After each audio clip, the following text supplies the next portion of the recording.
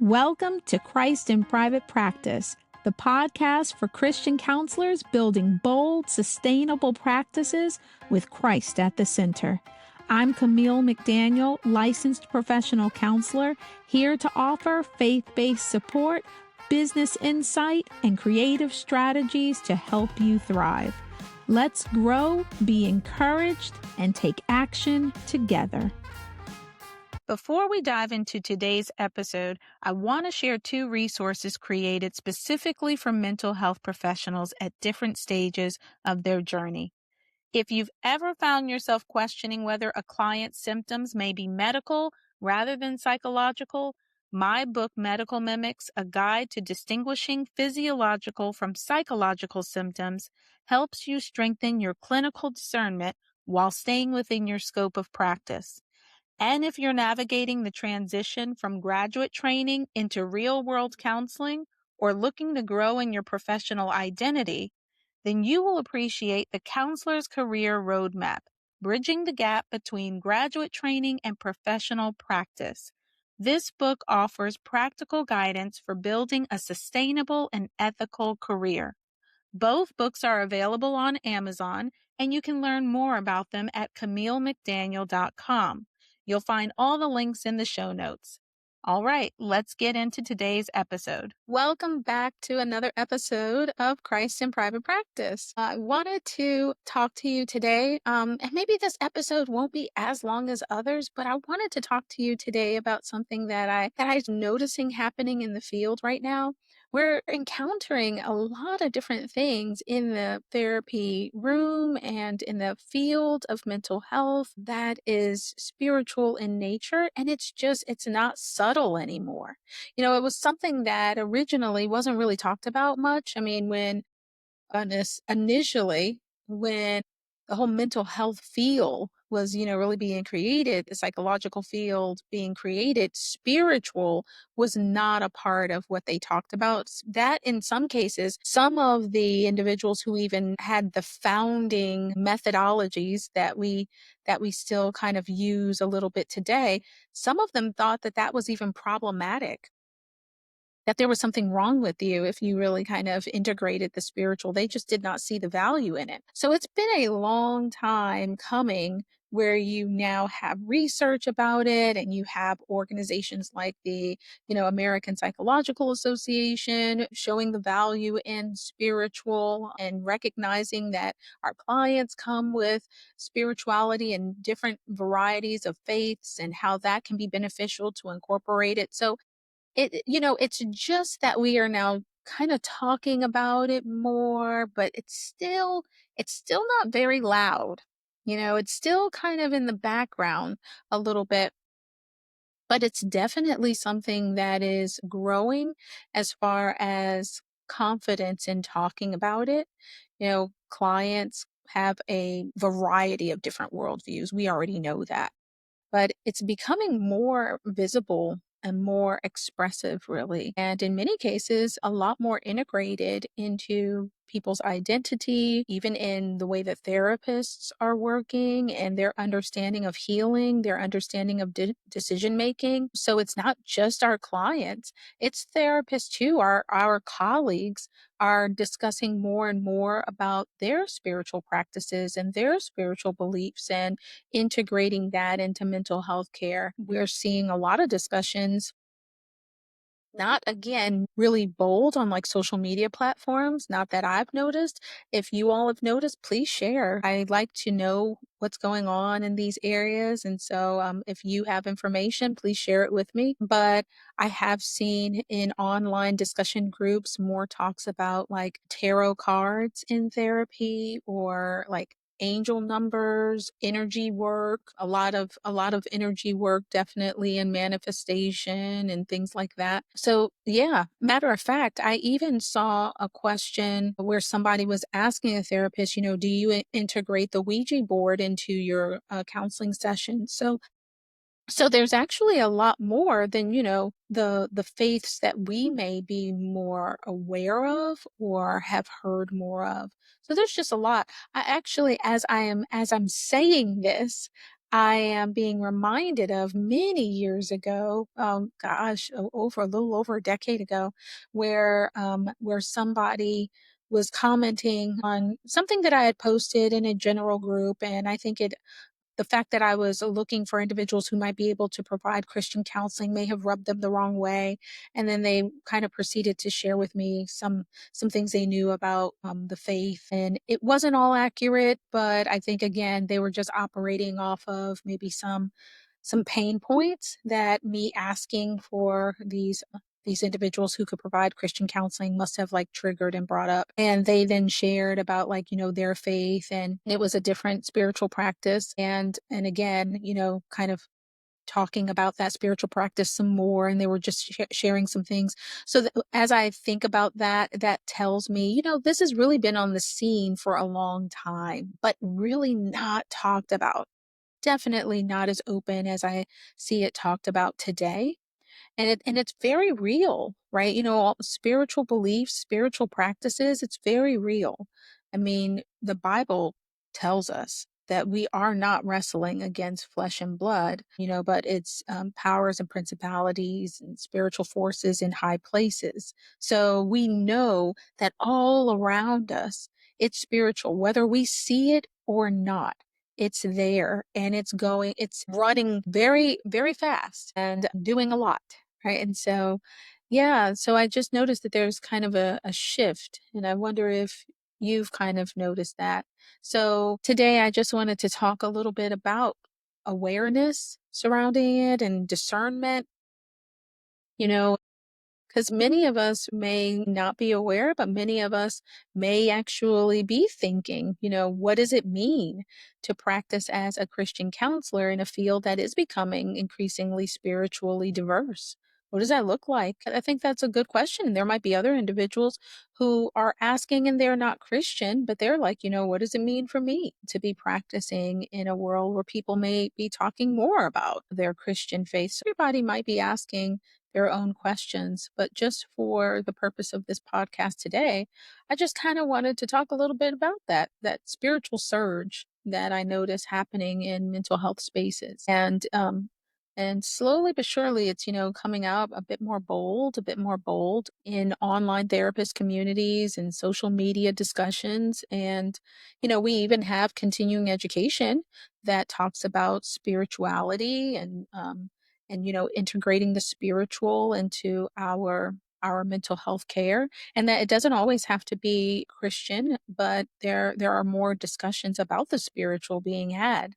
Clients also, they have their own experiences and beliefs that they are bringing in. I have personally seeing therapists openly discussing, the use of different tools and techniques that are of different spiritual practices, and being integrating those into their care. There are other things that happen. I remember still someone telling me about feeling like there was a lot of negative spiritual forces um, surrounding a visitor to their practice. And in order to combat that, they had then picked up a spiritual tool, and that tool was being hidden in their counseling room under one of the like chairs or couches. It was out of visibility of their clients, and they were using that as a form of protection. So when I say like, there's so much spirituality going on all around us,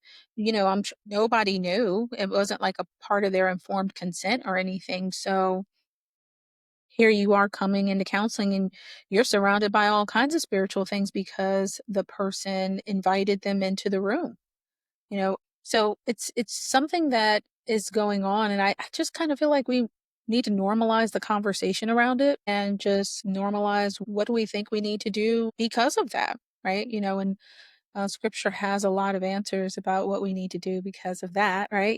The other thing too that we don't think about, not just necessarily in the field of mental health coming from the professional side, but also from our client side, it may bring us up in a lot of spiritual ways. I know we may not even know about it. I was told that I was brought up in somebody's psychic session, actually, and that was And that was some time ago, well, maybe a few years back, but they actually told me that they brought me up in their psychic session, brought me up to the medium. I wasn't there in the session, but my name came up. And so we don't even know who is maybe bringing us up in their own spiritual practices, So I feel like we should maybe be bringing this up because it's happening. Had you ever thought about that? That you might actually be brought up by name in someone else's spiritual practice. And that is definitely not something we were trained for in graduate school. That is not in the DSM, right? But it is very real. And it does raise some questions, I think, for us as professionals in the field who happen to be Christians. So it's like, what role do I play when clients actually bring these experiences into session? One professional that I was talking to was just like, does that actually do you talk about consent with that? Should there be some discussion about consent? Did you consent for your name to be brought up in those spiritual sessions or spiritual practices? It's like, huh, that's that's a good question to ask. But really, even outside of that, one of the things that it made me think of is, the Bible talks about putting the full armor of God on, right? And that is because he in his infinite wisdom knows all that we cannot see that is going on around us all the time. So it's like, how do you respond when these things come up, right? And how do you respond when they come up in your actual counseling sessions? Because you don't want to shut anybody down, but you also want to be able to move forward without compromising what you believe. So it's like, what is your responsibility, both spiritually and professionally? Because it's here, it's in the room. And I think that sometimes becomes a little bit difficult for us to think about all the time because we really have been taught to be neutral. We have definitely gotten that if we didn't get anything else. But I want to say this, I want to kind of push against that to say that being neutral is not neutral. Like I don't even think there's no such thing as just being neutral. I don't think there ever really was. It just felt like we were being neutral because nobody was really talking about the spiritual. But now when you have therapists there that are integrating their faith, whether it's Christianity, whether it's tarot, whether it's secular views, angel numbers, I mean, there's just no absence of a worldview in any of our sessions, no matter who we are, no matter what our beliefs. There's no absence of a worldview. There's only different worldviews that present themselves in the counseling session. So, when we say, oh, I'm neutral, what we might actually be doing instead is avoiding clarity, avoiding defining ourselves, maybe avoiding responsibility for the lens that we actually bring into the room. And in today's environment, I don't know, that lack of clarity can actually create a lot of confusion. I don't think it allows us to just stand neutral like we may want to, because clients sometimes do have questions of a spiritual nature. Many clients may actually be very open with their spirituality. Sometimes clients are spiritually vulnerable because of their experiences. And so, if we are unclear about where we stand, then we actually risk a couple of things, one of which is softening our discernment or muting it altogether. We risk, like, just co signing on things without even understanding what we are going along with and agreeing with things that we don't even really fully understand what we're agreeing with. Staying silent when, clarity is actually needed is something else.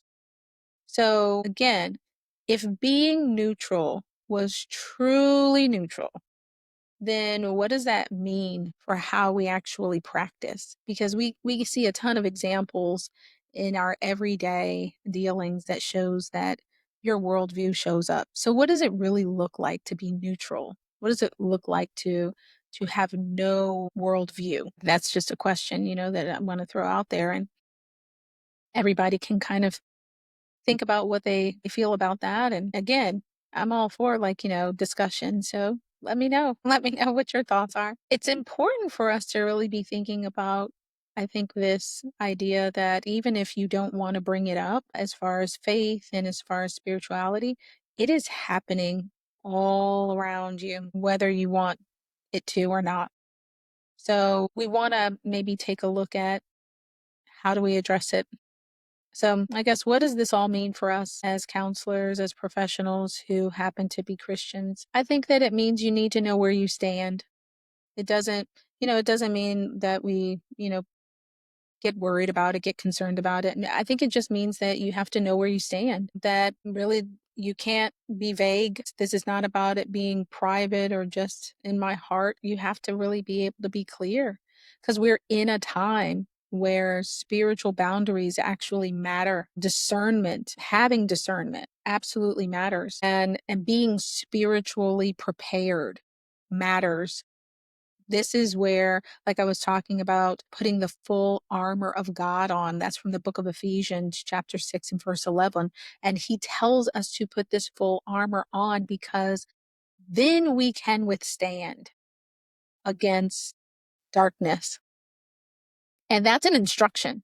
That's like a direct instruction that while there's so many different things going on spiritually, we need to make sure that as we move forward in our profession and in our personal lives, that we are actually armored up because there's so many things going on around us all the time that we can't even see. And so, if we are stepping into spaces, into therapeutic spaces where there are multiple beliefs that are active, that might be flowing in and out of your room, multiple practices that are going on, some you're aware of, some you're not, clients might be engaging in different types of spiritual practices and inviting spiritual influences. Sometimes your colleagues are as well. You are as well as a Christian. We need to just be aware. We need to be aware. We need to be clear because whether you acknowledge it or not, this is all going to influence how you respond, how you interpret what's going on in your counseling sessions and outside of your counseling sessions, and how this helps you to guide yourself moving forward and guide others as you move forward. So I want to I want to give us all of us, everyone listening, I want to just kind of throw out some questions for your consideration. Want to leave you with a few things to just sit with and see what comes up for you as you consider these questions. So first, I want you to ask yourself, where do I actually stand spiritually when it comes to being a mental health professional and how I align what I do with my faith? Another question, am I clear about what I believe, or am I avoiding clarity because I'm afraid of being canceled? Another one, have I mistaken silence for being neutral? So as in you feel like if you just don't talk about it, then that's you being neutral. Am I operating in discernment, or is my discernment muted? Am I prepared for the kinds of spiritual dynamics that are now entering the therapy room today? And am I grounded enough to engage in my profession without being influenced by my profession?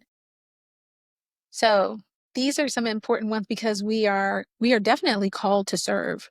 We are definitely called to use our gifts and talents, but we are also called to stand firm in our faith, right? So think about some of those, see what comes up for you. It's just about being awake. The therapy room is changing, and the spiritual forces that are coming in and out of the therapy room, it's changing, ever changing. So just like the world is, right? And so you have a choice because you can actually decide to stand firm or you can go with the flow of the change. If this episode gave you something to think about, I would love for you to share it with another clinician who may also be noticing a similar shift. And if you're navigating these questions around faith or practice and discernment in work, then you're not alone. And I do not think that it is by coincidence that you are hearing this podcast episode. This is exactly why Christ in private practice exists. So please share it, like, and thank you so much for listening. Until we meet again, God bless.